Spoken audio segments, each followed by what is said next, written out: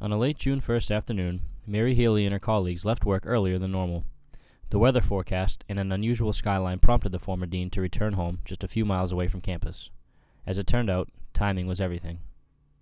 I drove into my driveway and I looked down at the end of the driveway where my barrels, my recycle and my trash barrel, and I thought, we're going to have a bad storm, I'm going to go get them. And within almost a second, I heard a huge crash, and I looked out, and the huge old oak tree on the corner of my property had come down and actually totally smashed the barrels. I would have been there.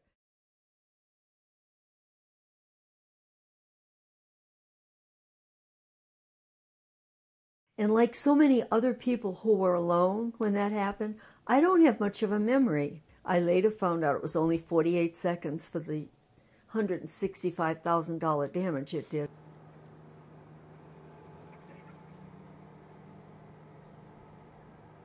As devastating as the damages were to Mary's neighborhood, Springfield College suffered its own costly destruction. Our estimate right now is that the total damage from the tornado was somewhere in the $6 to $7 million range. The three main residence halls that were affected were International, Massasoit, and Reed, also our powerhouse. Like always, Springfield kept a close eye on its tight-knit family. Well, the good news is that we know nobody was hurt on campus. Very important. No faculty, no students, no staff were hurt as a result of the tornado. We don't have a direct number as to how many were impacted, but my guess is it probably could have been 100 or 200 in total, all affected in different ways. With all the damage to Mary's home, she found herself switching between several different living situations. Some options turned out to be short-term, such as a brief stay with her son, who has 4 college-age children. However, there was never a shortage of helping hands. I had so many invitations.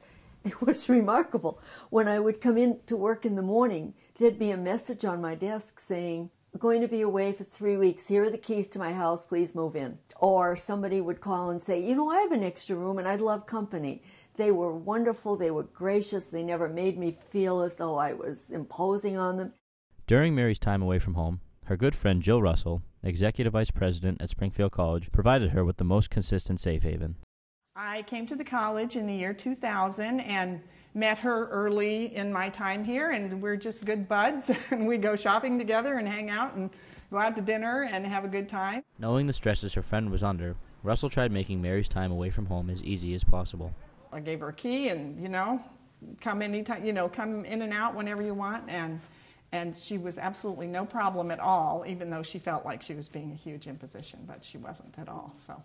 Along with the help of her friends and colleagues such as Russell, Mary is quick to credit Springfield College for helping her get back to her normal life. Well, I knew I wanted to come back here. This is where my roots are. It's close to my job. It's where I have all my belongings, and I wanted to come back. With the support of her friends and colleagues, Mary has kept a positive outlook moving forward. We're still fortunate. We have a house, and we're fortunate because we're still alive. And you can always find a way to repair it. Believe me, it won't last forever. It's uncomfortable, it's frightening at times, and it's maddening at times, but it can't last forever.